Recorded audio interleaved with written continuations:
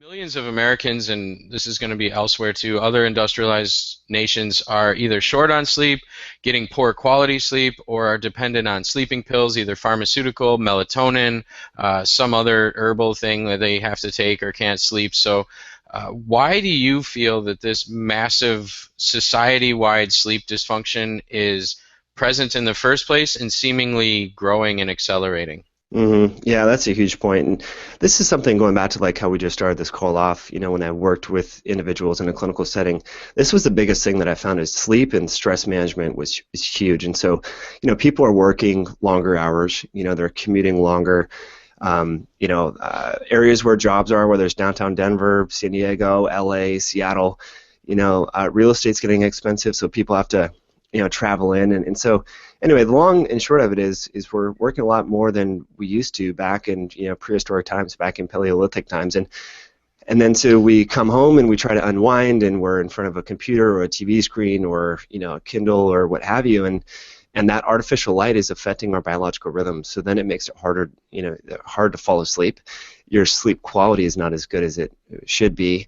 And then it creates a vicious cycle because then you wake up and you need stimulants, you need caffeine, you need to get going. And then that, of course, affects your sleep pattern. So I think we have a huge vicious cycle, and so many people are just not getting proper quality sleep. Sleep hygiene is altered. I know a lot of people that I worked with had TVs in their bedroom, and they would turn on the TV, and that's how they would fall asleep. And so even though you're sleeping, your eyelids are closed. If your TV's on, you're getting that artificial light that's going to affect your biological rhythm. So I think it's a real big deal.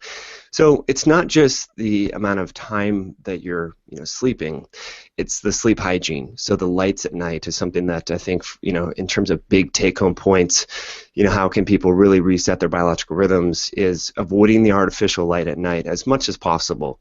And a study just came out showing that e-readers like Kindles and iPads, if used before bed, affect biological rhythms, circadian rhythms, and sleep quality and melatonin release and all that. So just going back to a good old book, as you can maybe see behind me, I have quite a few, that's a partial list of books. And so, just switching back to, kind of living the lifestyle that our grandparents lived, and not only eating your food, from scratch and real food, but getting back to less TV time and screen time and tablets and computers. So I think that's a big deal. And then also getting natural light first thing in the morning.